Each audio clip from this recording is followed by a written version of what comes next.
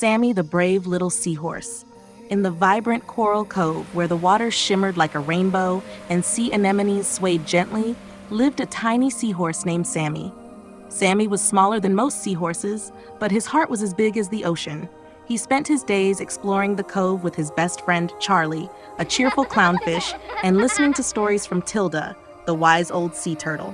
One sunny morning, as Sammy and Charlie played hide and seek among the coral, something strange happened.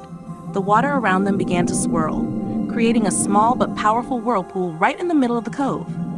Charlie, curious as always, swam a bit too close. "Charlie, watch out!" Sammy shouted. But it was too late. Charlie was pulled into the whirlpool and disappeared. Panic filled the cove. Other sea creatures gathered around, whispering and wondering what to do. Sammy's heart pounded, but he knew he couldn't just stand by. Tilda warned him to be careful, but Sammy couldn't bear the thought of leaving his friend in danger. With a deep breath, Sammy swam toward the whirlpool.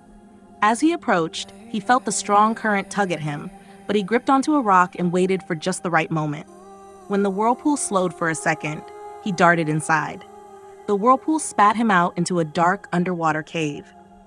It was cold and eerie, with shadows dancing on the walls. Sammy called out, "Charlie, are you here?"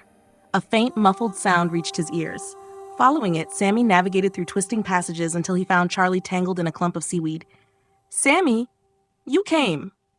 Charlie exclaimed, his fins stuck fast. With all his might, Sammy nibbled at the seaweed, breaking one strand at a time. Suddenly, he heard a low growl.